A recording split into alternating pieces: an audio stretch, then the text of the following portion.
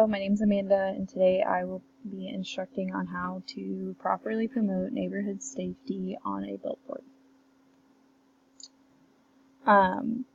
First, we are going to talk about the cultural familiarity involves. We're just going to talk about the topic, how it involves into the billboard. And first of all, the definition is it involves internal representation that deals with stored information or background that can include socio-cultural relations, ideas, concepts, values, and communicative styles that are recognized by group members within a community. Above are two pictures of two different backgrounds. On the left, you can see the children at play on narrow, grassless, and close buildings, which would represent the urban life of children at play.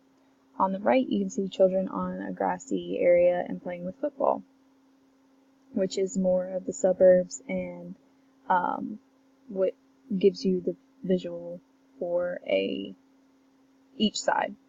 So the visuals are important in sharing background knowledge of specific areas for the billboard. Those who live in the urban area are more likely to know about busy streets, sidewalks, etc. Children who grow up in a suburb area notice the quiet and less crowded areas. Moving on. Cognitive elements. Cognitive elements will enhance the visual on how people structure their image of an environment. Both viewers, urban and suburb, are able to see paths, edges, and landmarks. For example, a suburb viewer may see paths as sidewalks that are covered with trees and grassy areas. On the other hand, urban viewer could see sidewalks as busy and crowded. Edges are the boundaries that make up the connections between the paths. Further, shores, railroad cuts, edges of development, walls of examples of edges. For urban, the edges are more likely tall buildings with brick accents. For suburb, you can see the railroad tracks and four-way stops. So, just to back up a little bit, these connections are all elements of cognitive, because in your cognitive, in your brain, you are seeing these things as what you associate that word with. So urban, buildings, close together. Suburbs, more like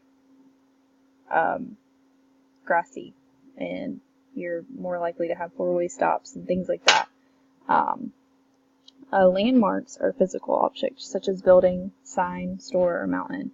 For example, the urban area is more likely to have lines of buildings, which is noticed in many urban areas, such as New York, Chicago, etc. For suburb, the houses are spread apart, and the grocery store is like right down the street from the community. And that's just an example, because in the suburbs, you'd usually have that corner store or the gas station and things like that. Sorry, I didn't mean to click that. And that is it for the cognitive elements. And as you can, as you see these pictures in each slide, you can kind of get more and more of what I'm trying to perceive the viewer as of now. One being suburb and one being urban. Next is emotional engagement. Emotions feed off of what we see around us. Emotional engagement for the images above can relate to the cognitive elements and cultural familiarity for each area. For example, if you grow up in the urban area, then you have a certain connection. Your memories are based on the background that you spend your entire childhood. The memories cause you to be happy because you remember playing outside and drawing with chalk. For suburb area, you can see yourself looking on experience as well. Maybe you had an ice cream truck visit every day, and that made a wonderful experience when you had your favorite ice cream that day, or that's the examples for each. So for the semiotic codes, we are going to analyze each picture, and as you can see, I made little points of what is what, and I'm going to briefly read through these.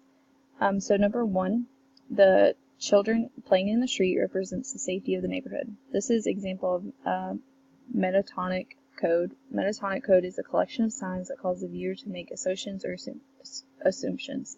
So we're associating in this picture that the children are playing in the street, and that, the safety of them being able to be out there and do what they need to do, and you can just see the interaction. For number 2, the chalk on the street represents condensed code. The design will help enhance the imagery of neighborhood safety. Condensed code is several signs that combine to form a new composite sign. So in this billboard, you can see that, okay, they are really playing. They're writing chalk on the street, which is more common in the urban area. Number 3, the tall buildings represent displayed code for urban areas. Displayed code is stand-in images to make a visual come to life.